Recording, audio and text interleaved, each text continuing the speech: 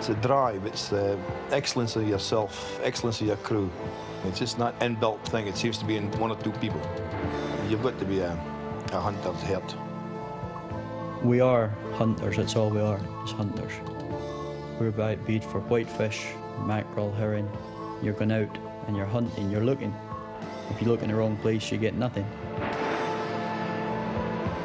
It just seems to be an innate skill they have, and there are some very outstanding men that consistently can go to sea and catch fish within a quarter of a mile where a whole fleet of boats which can't catch fish. These really are the people who can correctly be described as the last of the hunters.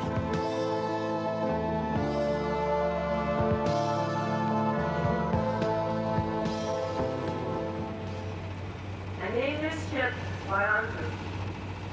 May God bless us and all is still.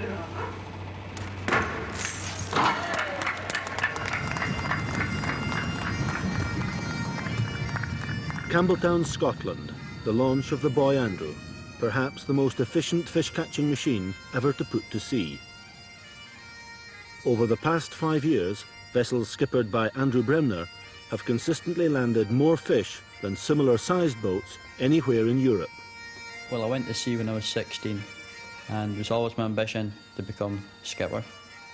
And once I became skipper, it was always my ambition to be top skipper, just to satisfy my own mind. I think that we became a top whitefish boat in Scotland in 1982, and we've been that the last 4 years. I don't know if we will be this year. It never ceases to amaze me why these people continue fishing. It is really something I think that must be in their blood, because I think the rest of us, if we were earning £1 million a year, would be taking it away and going to live in the Bahamas or something like that. But these people seem to want to go on and on. I don't think it's the money that motivates them. I think it's the competitive element. They want to do better than everybody else. The Boy Andrew cost nearly £1.5 million to build, although she's just 87 feet long. 4/5 of Britain's fish is currently being landed in the north of Scotland, mostly from boats smaller than this. Norrie Bremner, Andrew's father, a top skipper himself until illness forced him ashore, now runs the family fishing business. It also includes a second boat and a fish selling company. Wick, the Bremners' home port, has a thriving whitefish fleet, but the harbour is usually deserted. The Boy Andrew is registered here, but she'll rarely see home. Like the bulk of Scotland's so-called inshore fleet, she will put in where prices are best. That could be Peterhead, Germany or Denmark. 50 years ago, it wasn't whitefish but herring that made Wick one of Britain's top ports. I can still hear the horse-drawn carts rumbling over the streets and tarring the leader and painting the boys and getting the boat ship for sea. It was all exciting to me as a boy at 14. And in those days there was 1,000 steam drifters in Scotland, and the whole way of life centred round the herring fishing. Come all ye herring fishermen that work the nets the whole year round. There's the 5-hour ride to the sound of sleet to reach the western herring. The markets will not wait for God, and neither will it wait for man. First come, first served is either rule, and herring's £40 a cran. For 150 years, successive generations of fishermen plundered the North Sea shoals with no thought for the future. By the mid-1970s, the herring as a species was virtually fished to extinction. Now, in the late 80s, with huge landings of whitefish in the north of Scotland and more boats joining the fleet, Andrew Bremner is concerned that cod and haddock could go the same way as the herring. This is a business where historical trends don't seem to matter. The Bremners now control the marketing as well as the catching of their own fish. What they can't control is the increasing numbers of small fish coming up in their nets. Now, the scientists are saying we have to raise the mesh sizes, which I totally agree with. But it's going to give you as the processors a couple of hard years, and us as fishermen a couple of hard years, until the fish get bigger again. The Boy Andrew sets off on her maiden trip to Rockall, 400 miles from Wick. Traditionally, Rockall was fished by the larger vessels. Andrew Bremner was among the first to prove that inshore boats too could survive Rockall's Atlantic gales. We've always made our best trips in bad weather. Any records that we've broken, I think, have always been in bad weather, because most of the other boats, not them all, most of the other boats is in harbour. Some skippers will say, oh, look at him, he's mad, he's what he's doing, but you've got to know your own capabilities. If you're happy in your own mind, what you're doing is safe, it's okay. The Boy Andrew has the most sophisticated fish hunting equipment in the fleet, £250,000 worth of electronic wizardry, echo sounders to locate the shoals, a video plotter to remind the skipper exactly where he found the fish last time. But ultimately, the size of the haul depends on the skill of the hunter. The 1980s have been the boom years for Scotland's inshore fishermen. The Common Fisheries Agreement of 1983 gave them a huge slice of the whitefish quotas, including 3/4 of North Sea haddock. Geographical position and the catching skills of the Scots fishermen have done the rest. Now there are waiting lists for crewmen wanting to sail with the top boats. We've always had a good crew, mostly young chaps. A lot of them are friends, a lot of years at school together, grown up with them, started sea together, maybe in different boats, but there's a lot of them with me now. They're keen to make money, they're keen to work. The crew's wages could range from nothing if you're on a poor boat, right up until if you're on a top purse seiner, for example. I believe that some of the crew can make up to £40,000, £50,000 a year, but it goes right up through the scale. You're getting blamed for putting that on you.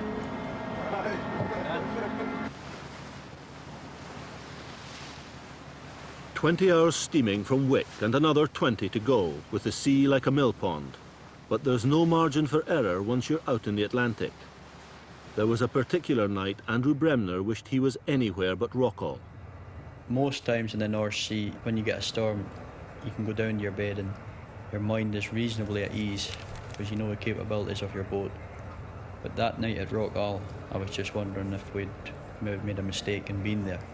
The boat was doing things that night that she'd never done before, you know, taking lumps of water. And that's the worst night I've ever put in. While Andrew the hunter is at sea, Norrie at home plays out a game of bluff and counter-bluff over the fishery wavebands, analysing radio reports and guiding the two Bremner boats to the best fishing and eventually to where the best prices are being paid.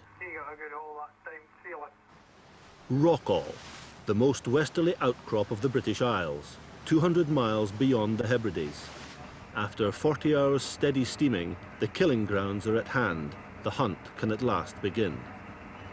A multi-million-pound business rides on the kind of decisions Skipper Bremner will make in the next few minutes. A shoal of fish on the right ground at the right depth. We are power block and your big trawl net, we are sooner and your arty set in a crew of 8. The toil and smudge were a watty fish for the hair no. Bigger catches, bigger cost, mere and fair expensive gear. To pay for it, we need to catch more and more fish every year. We've got to be catching fish all the time because, well, we're running 2 boats. There'd be 25 men employed, so that men needs wages. The boats need repaired, boats have got to be paid back, bank loans, etc. So you can't lie in the harbour for too long.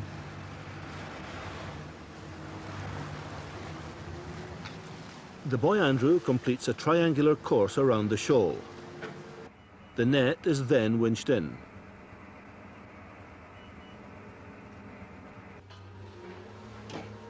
And experts say net crew can make up to 10 hauls a day. It's a special breed of men that crew the boats in Scotland. I don't think you get people ashore to realise the way that they do work at sea. If a skipper tells you you're doing something, you don't answer back, you just do it. But when you see the net coming up, when you're actually fishing and the net comes up, breaks the surface and there's a big haul in it, it is a tremendous feeling. You're on a high, you get very excited.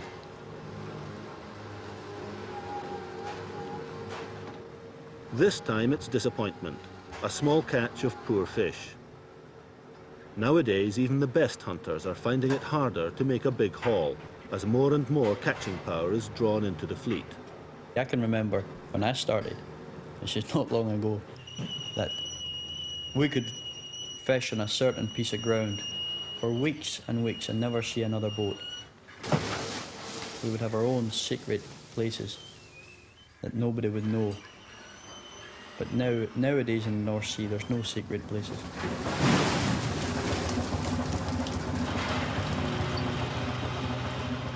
We've been fishing away all right today, but it's very, very small fish. Unbelievably small, just no comparison with last year at all. Like, there's no way we could gut them, we'll just need to round them and hope that you can get a market for them. There's about 9,000 boxes in Peterhead today, so I think the markets could be slack maybe in quite a lot of boats in, so I think they could be slack in a couple of days' time. Okay, we'll just fish away for a couple of days and probably get in touch with you tomorrow night and see what the situation is then. Okay, thank you very much for the call. Good night. Good night just now, we're on our way.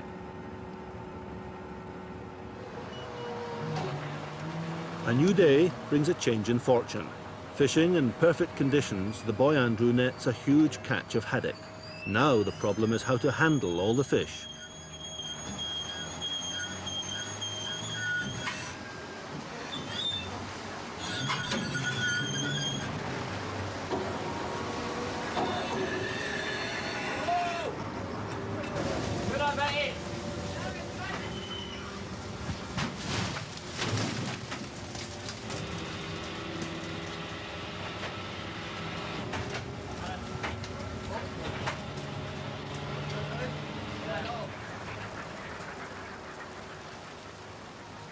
There are too many fish for the crew to gut, so Bremner decides to offload part of his catch to the boy Andrew's sister ship, the Opportune, fishing close by.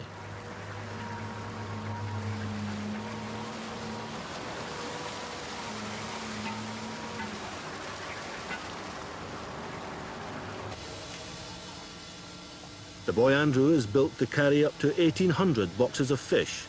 Few inshore boats have even half this capacity. The job of gutting and boxing would be impossible without a crew willing to work all hours.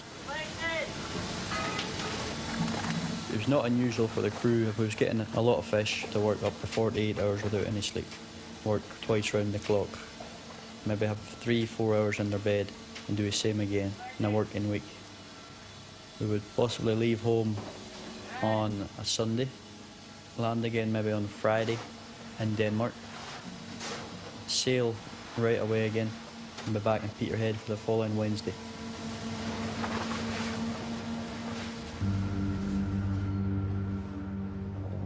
Landfall, Peterhead, Europe's top whitefish port. A decade ago, landings here were worth about £5 million a year. Last year, they were worth nearly 75 million. Now, Peterhead attracts not only the biggest catchers, but buyers from all over Britain and the continent.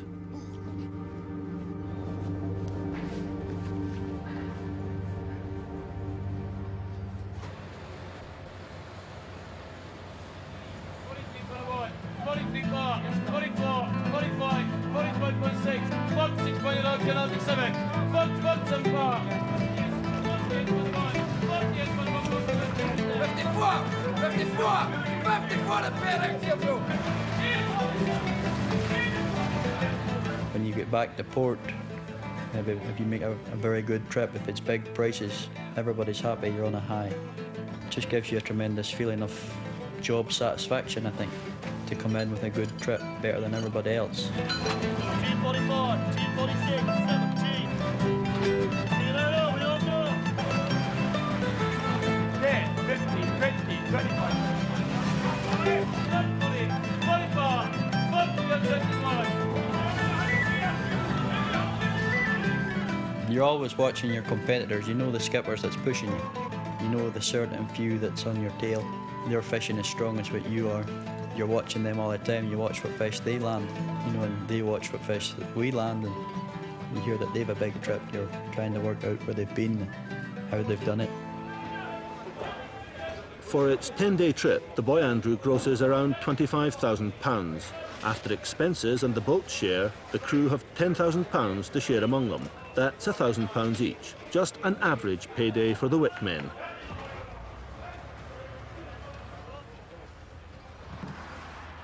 The bulk of Britain's fish is now carried south daily from Peterhead and other Scottish ports. At the same time, the traditional fishing ports on the Humber, which relied on cod caught off Iceland, have witnessed a total reversal in their fortunes. If you walk around the port of Hull, you will see the decline that has taken place, the dock full of mud, the collapse of the ice factory, the fish meal works in ruins. It's very sad to think that there were 140 ships operating out of here not very long ago, landing perhaps 4/5, along with the Port of Grimsby, our sister port, 4/5 of the fish that came into Great Britain. Now it's 3 long years since we made her pay. Sing Holloway, my laddie, oh. And the owners say that she's had her day. And sing Holloway, my laddie.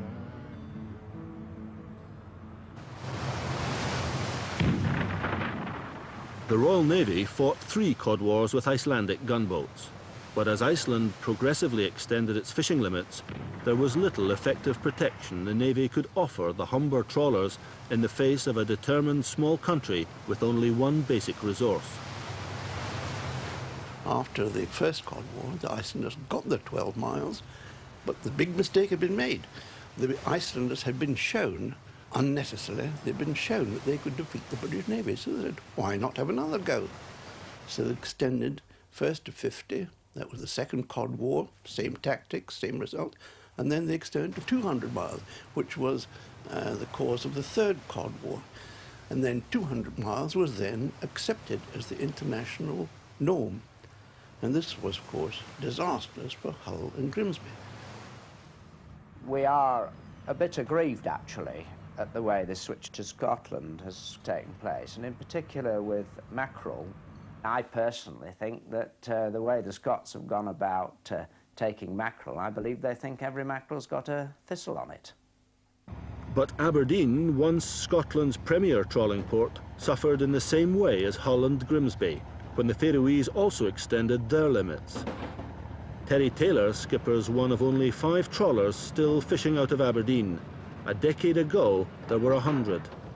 Charlie, good. Take a rope and heave it take alongside, will you? Take it to that windshore there.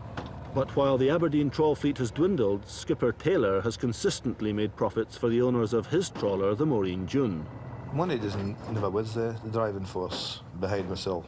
It was I was being the best, especially coming from the wrong side of Tory. Even at school, it was I was wanted to be top of the class, and then I gave it is. It's not just personal. The Maureen June is only 12 feet longer than the Boy Andrew, but Taylor's vessel comes from a totally different fishing tradition. Whereas inshore fishermen like Andrew Bremner work for themselves and are on a share of the boat's earnings, trawlermen traditionally work for the company that owns the boat and are paid wages. And while the inshore men work with lightweight seine nets, trawlers scour the beds of the ocean using much heavier gear. I'll get a shot tomorrow morning. Only went to Wales, I'll call you in the afternoon. Good okay, Terry, all the best now. Good to date it up. Cheers. Terry Taylor has a reputation for working on treacherous grounds and in the worst of the weather. When he was younger, it landed him in his share of trouble. His career at sea almost came to an end when he was just 22. The decks was pretty awash, but we set off ahead when the forecast wasn't too good. It was only marked about 5 or 6 knots, and it should have been a 16-hour run. It took us 3.5 days to travel 160 miles. There was one of the waves went over the top of us, and I never seen a whaleback for about 6 hours. The whole ship was in below the water. It was just the momentum of the ship was keeping the ship afloat. And I've done the Bridgewood. About 2 hours sleep, what, 72 hours. Was travelling south. and I was just standing at the wheel, and I made a decision to cut the corner, but I'm afraid when I got to the corner, I kind of mind, I didn't turn the corner yet. I just mind hitting the rocks. Taylor and his crew were snatched to safety by lifeboat, but his trawler was a total loss. In the past 5 years, 18 Scottish fishing boats have gone down, more than 40 lives have been lost. And with competition increasing and loans to pay back on bigger and better boats, critics claim that more and more skippers are risking their crew's safety. But although deep-sea fishing has the highest accident rate in British industry, there's no shortage of men willing to go to sea. The inshore fleet is not unionised, and their success has swept away many of the trawling industry's restrictive practices. Terry Taylor's views on trade unions are as uncompromising as his style of fishing. There's only one master aboard the vessel. There's only one guy who can say how the vessel should be run. Not a guy for a union. 9 times out of 10, the union guys are the guys who work the least. We're a union guy aboard the vessel, and I can't prove it, but he actually tried to run the ship ashore just to get a night in. A union guy, a staunch union member. Where the Bremners expect to gross £1 million a year from their 2 boats, Terry Taylor is looking for that kind of money from the Maureen June alone. Last year, he broke the £1 million barrier after just 9 months fishing. Cheaper fuel costs and higher fish prices allowed him to pioneer new grounds away from the crowded waters of the North Sea. In just 51 hours fishing off the North Cape of Norway, he caught more than £100,000 worth of cod. It took the Maureen June a week even to reach the grounds and a week to get back, but it was the biggest haul ever for an Aberdeen trawler. The Maureen June puts into her home port, Aberdeen. Aberdeen Fish Market, once the biggest north of Hull, now plays a poor second fiddle to booming Peterhead. A drawn-out union dispute with the fish market porters or lumpers caused the inshore fleet to move to Peterhead in the early 70s, leaving Aberdeen to the remaining trawlers. We are no longer a trawling port. Everybody must recognise that. I'm not even sure what it means to talk of a trawling port. The big companies are gone. The companies that own vessels are gone. They were related to long-distance fishing. I believe we can live with it, provided the porters, the people that land the fish in Aberdeen, recognise that they've got to move with the times. They're no longer dealing with a company-owned trawling fleet. They're dealing with inshore fishermen who can move to Peterhead or anywhere else.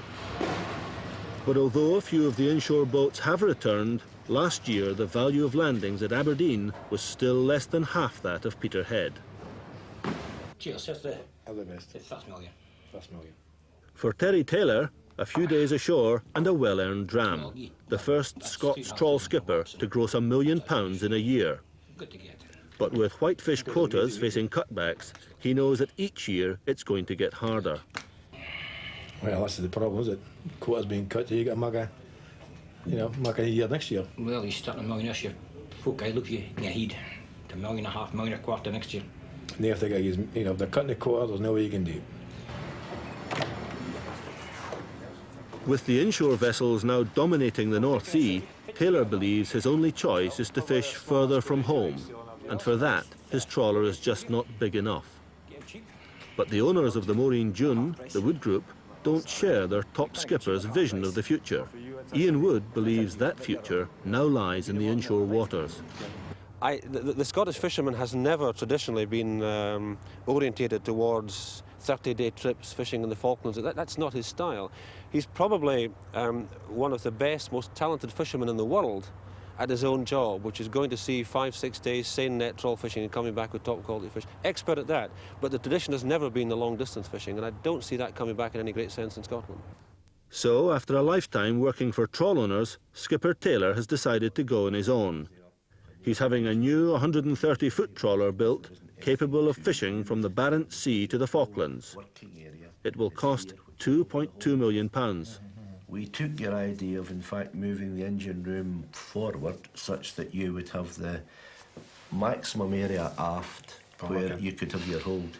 And we've still got the 2 holds. You've got the 2 holds. One frozen.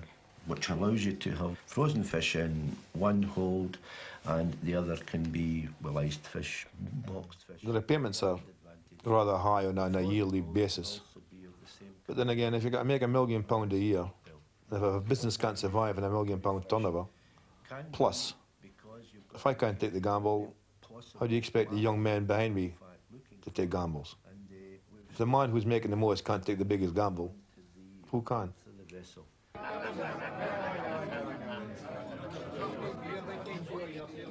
The Wood Group throws a party for Terry Taylor and his record-breaking crew, but Skipper Taylor's future millions won't be going to an employer. He's joining the ranks of the skipper owners. The days of standing cap and hunt like gaffer are definitely gone. We always assumed they had been gone in the past. But the owners of this world have got to realise that it's the fishermen themselves who are making the destiny. No one else but themselves will make the future. Here's hoping you make another in the next 6 months. You know, but like that, if you do it in 9, they'll expect it in 6 the next day. I'd rather beach her on the Skerry Road, sing Holloway, my laddie, oh, to see her torched in the breakers dawn, and sing Holloway. 10 or 15, 20 years from now, will be number 6 go out and catch your share of haddocks this week and have a week off. The technology, the catching power is getting so great that we may have to share time at sea in the future, as opposed to sharing quotas. Share time at sea to catch the same quota, because every vessel will be deployed to its maximum, its full capacity. Then stow your gear, lads, and batten down. Sing Holloway, my laddie, oh, don't take the wheel, lads, and I'll turn her round and sing Holloway.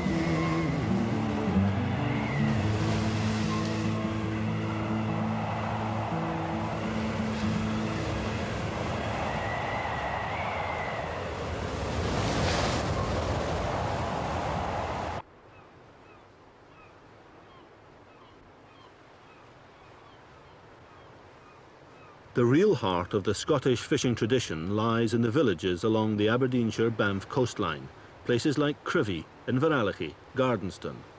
These are the communities that have lived the fishing in good times and bad, communities with a pride in their seamanship and a faith strong enough to ride the storms and still come safely back to harbour.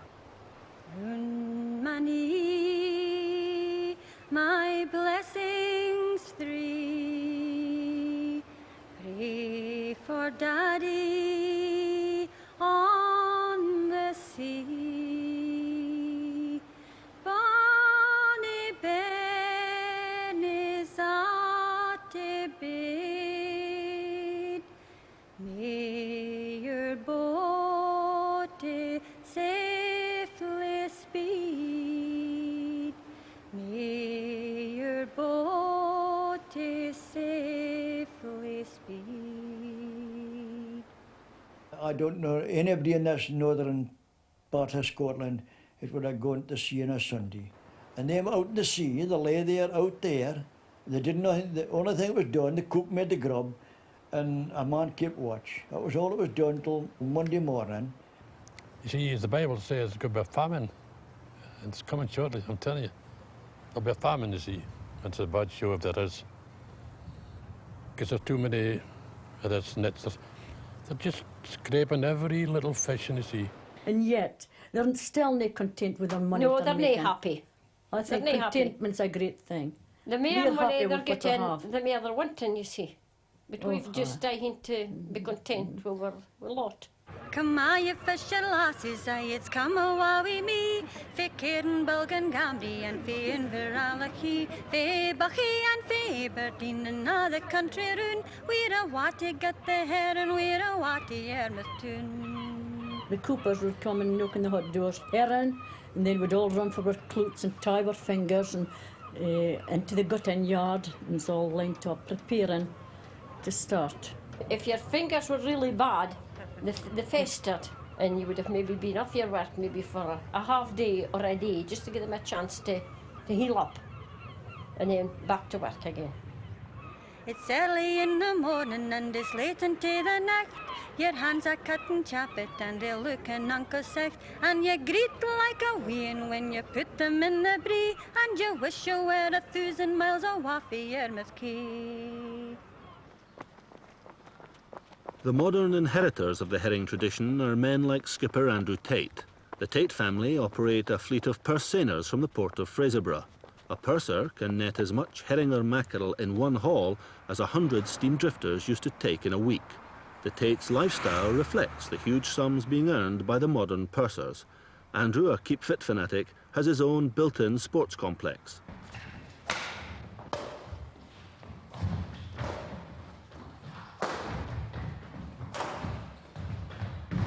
The competitive edge that has raised Andrew and his brother Willie from deckhands to Britain's top purser skippers spills over even into the games of badminton they play when they're ashore. The urge to win is as strong on land as it is at sea. You know within yourself you're going to be up and on the top because you know how to do your job and you can it. It's just as simple as that. Once you're experienced at your job, if there's fish here, we'll get them. It's not that you're trying to beat everybody. It's that if I'm lying at anchor or at sea and I come up in the morning and I hear that the rest of the boats has got good fishing and I've been sleeping or something, that makes me feel bad. If there's only catching fish, I like to be there now. I think if they can do it, so can I. Maybe it's competitive. I suppose it is competitive. The Tate boats are capable of fishing up their annual mackerel quotas in just 6 months. But a net-making factory and fish-selling company help the brothers to fill the time when they're ashore. That and keeping themselves fit. Especially important for Willie, since he lost an arm at sea. My arm got wound under the block and it got ripped off. And then I just got time to get my hand in the controls, or else my neck was going to break because I had a nylon jumper on. And they just tightened in my neck when I managed to get a hold of the controls and stop it. Reversed the block and picked my arm off and went into the wheelhouse. I thought I would sure be dead, like, because it was a big gashed hole. And by sheer luck, I just grabbed it with my other hand, the hole it is, and it just began to clot, the blood, and I never needed to get any blood. I got out of hospital in a week, and I had a month off, and then I was back after that. The week your man's a war, and the week you bide your lane, and the time you're waiting for the minute that he's coming home. Gina Tate has her husband at home more than most fishermen's wives, especially since the awesome efficiency of the purse seine has cut down the time the brothers actually spend at sea. But Gina, married to Willie for only 2 years, knows that his spells ashore are just an extended preparation for the time he's back in the wheelhouse of his boat. And for all their money, the risks the Tates run now are no less than when Willie and Andrew, as young deckhands, had to abandon their sinking vessel. So I dived out the stem and the boat rolled over and everybody was kind of scattered. There was some boys floating there, so I gave Andrew a hold of the boys and tried to tow them in to the land, but we didn't realise that there was a long rope attached to some other boys, and there was another guy hanging on it, and the more we tried to swim to the shore, the tide was just taking us along. So at daylight, after being 2.5 hours in the water, we hadn't gotten towards the shore much at all. Oh, it was quite a experience. At that age, thinking that I thought I was going to drown. I was pretty sure I was going to drown. In fact, I just more or less given up hope. I even stopped looking. I just was starting to breathe in a lot of water again. And just when daylight was coming in, Willie says to me, he says, I see a boat not far from us. Willie, only 16 at the time, had managed to keep Andrew, who couldn't swim, afloat. Their father, Andrew Sr., the mate on board, had swum ashore. It was hours before he heard his sons were safe.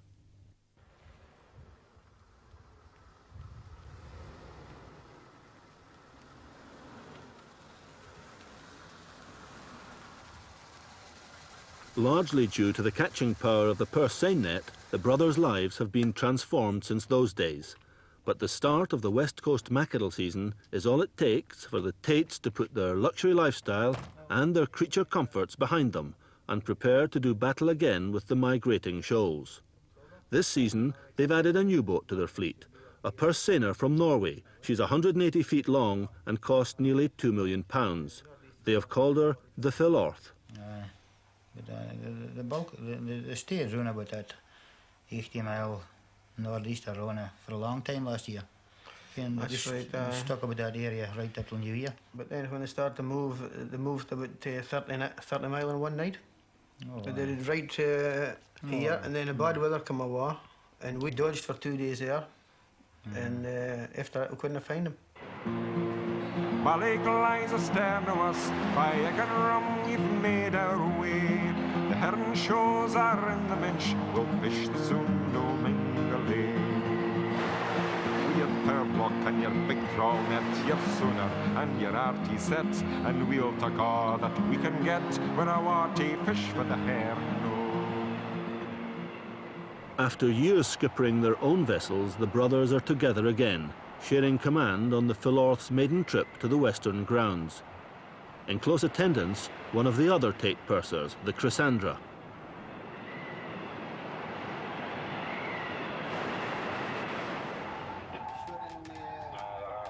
Pelagic fish like herring and mackerel rise from the seabed at night to feed.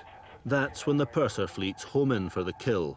Each with nets as wide as several football pitches, the pursers can lift up to 500 tons of fish in a single haul.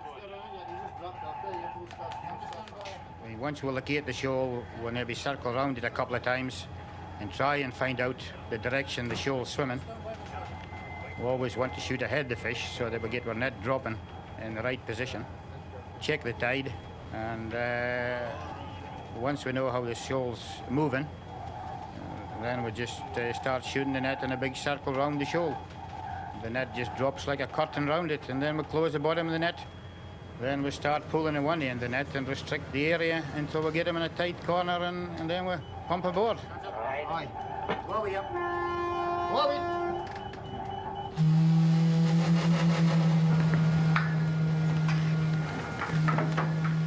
Is that blinkers on? Is it blinkers on?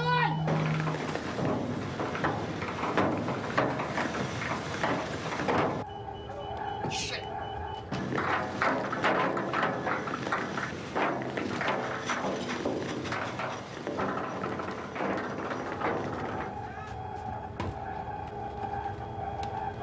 Ah, 30 for them.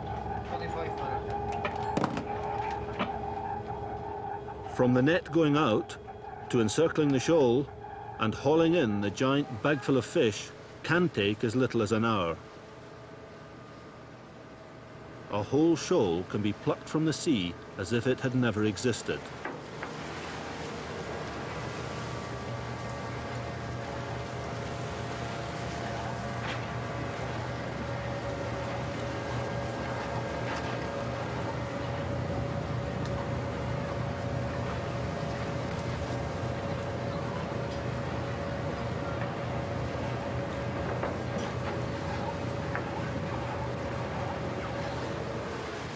The blinker lights Willie was worried about are to warn other vessels to keep their distance when the nets are out.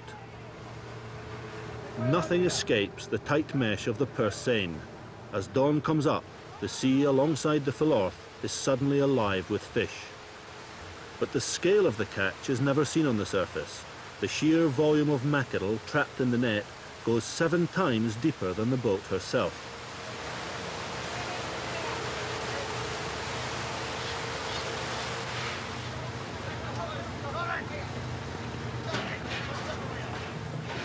A hydraulic pump is dropped into the seething mass, and the mackerel are literally hoovered out of the net in their hundreds of tons and aboard the Philorth.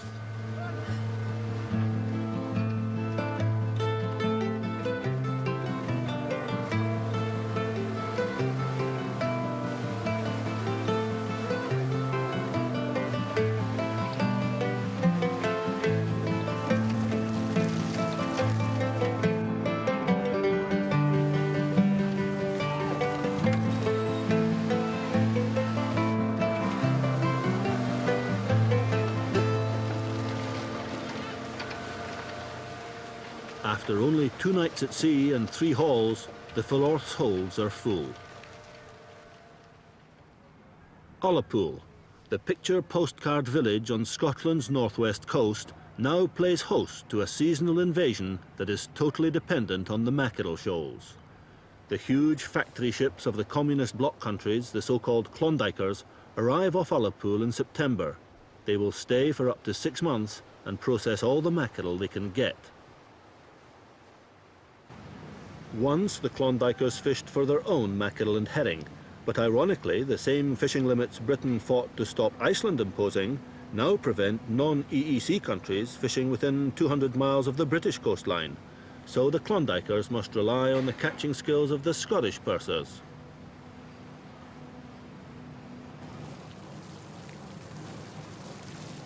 The Philorth puts into Ullapool with 600 tons of fresh mackerel aboard. As soon as she is unloaded, she will head straight back out to sea.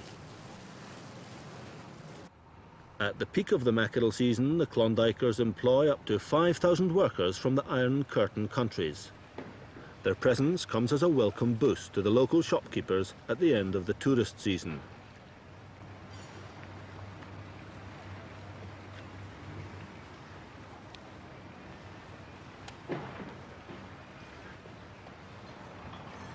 Now, each autumn, Ullapool's economy is transformed as boatloads of Eastern Europeans come ashore to spend their rubles and marks.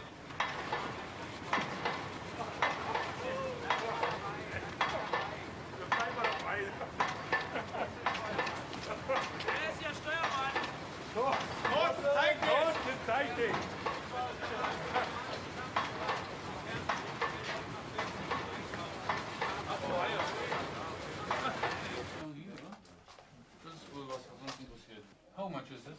This one is £87. It's only for one phones, yes? I see? Yes. Only for one.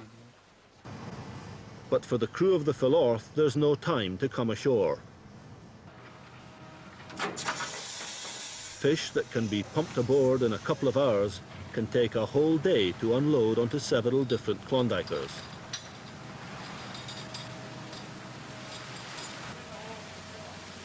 The work is slow, repetitive, and unpleasant.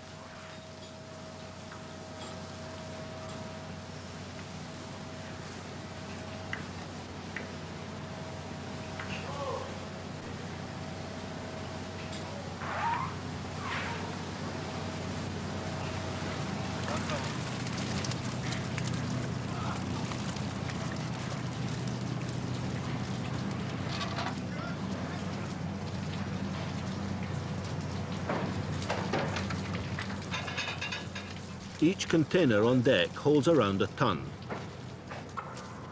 The Scots and the Klondikers each have tallymen checking the tonnage of mackerel as it is winched aboard. Only the number of tons is important. The contract price is fixed before the season begins, when the Tate brothers visit Rostock, home port for the East German Klondiker fleet, for the all-important price negotiations. But as the West Coast mackerel season gets into its swing, fishery negotiations of a different kind are getting underway in another European city. Radio News.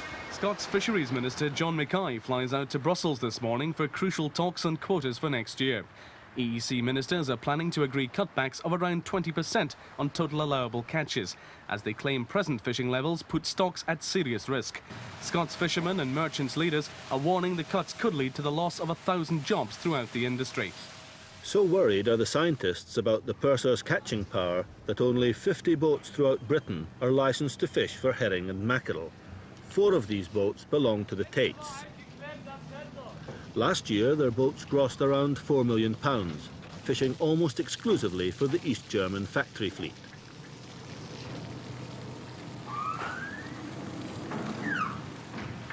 Captain Karl-Heinz Kraus, the East German fleetmaster, and the Tates have done business for years.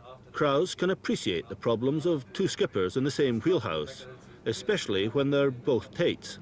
We haven't had much differences so far. Only the last night we was fishing. We were shooting a very big shoal of mackerel, and we was afraid we got too much. And Willie was saying to heave, and I was saying let it sink, you know, and we let it sink a little bit too far and broke the net. So Willie says, no, he says, but we get on quite well. And once we get all the little problems sorted out, I think that we might take the ship month about. And now you have 4 ships running. I think it's high time that you become a fleet master, yeah? Below decks, the German processors work 12-hour shifts, 7 days a week for months on end, gutting, filleting up to 200 tons of mackerel a day.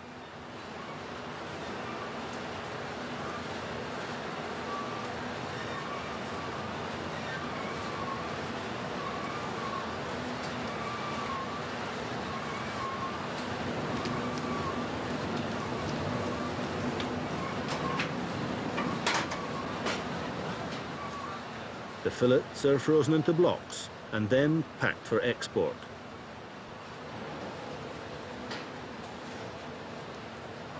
Most of the mackerel goes to the Eastern European countries, but some is exported to the Third World.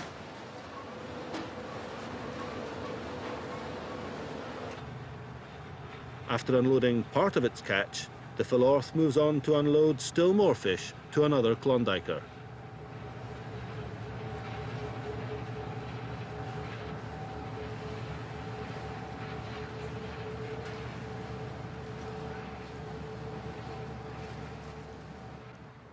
As the processing operation goes on round the clock at Ullapool, the fisheries talks in Brussels reach a crucial stage.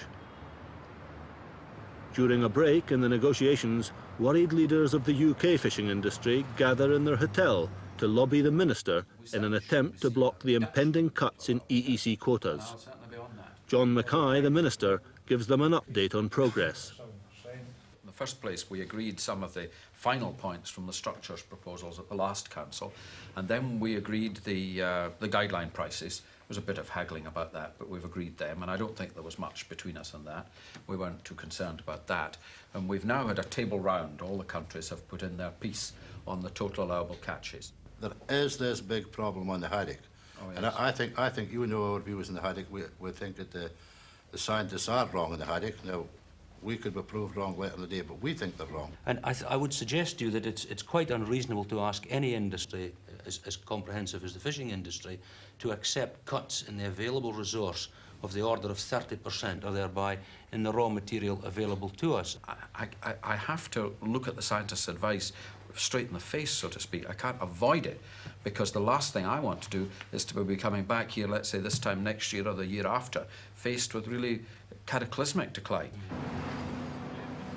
And while the scientists' predictions aren't always accurate, few would deny that the potential now exists to fish out whole species.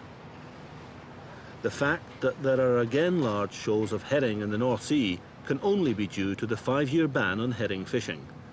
But given the purse sein's potential, many believe it's only a matter of time before the mackerel follow the same route as the herring and the endangered whitefish stocks. We are just fishing what we're allowed to fish. So if the stock's been endangered, it's because the scientists is getting the sums wrong. It's never got anything we're doing. I mean, we've got big ships now, and we need a certain amount of fish to keep them going. But when we see the Dutchmen and the other common market countries building even bigger ships and far more expensive ships than us to fish in our waters, we would call it, Scottish waters, I think it must be a future in it for us. Mere fish that are caught the day, the less the morning's catch will be.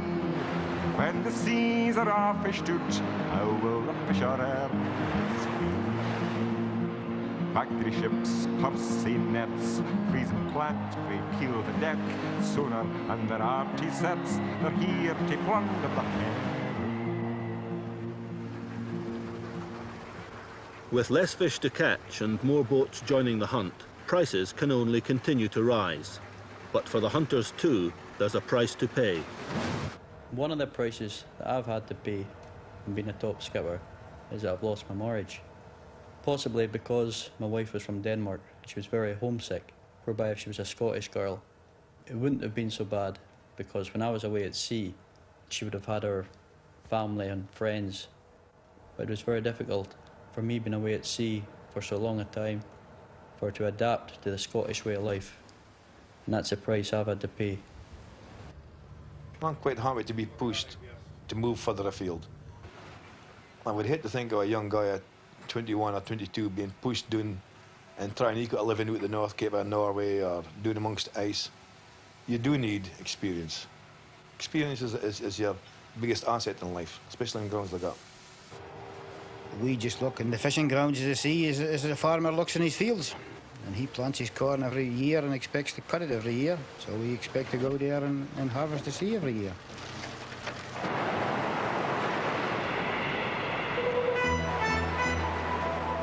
Crucial talks in Brussels on fish quotas for next year have ended with warnings that Britain's fishermen will suffer major cash and jobs cuts in 1987. EEC ministers have agreed to cancel total allowable catch 39%.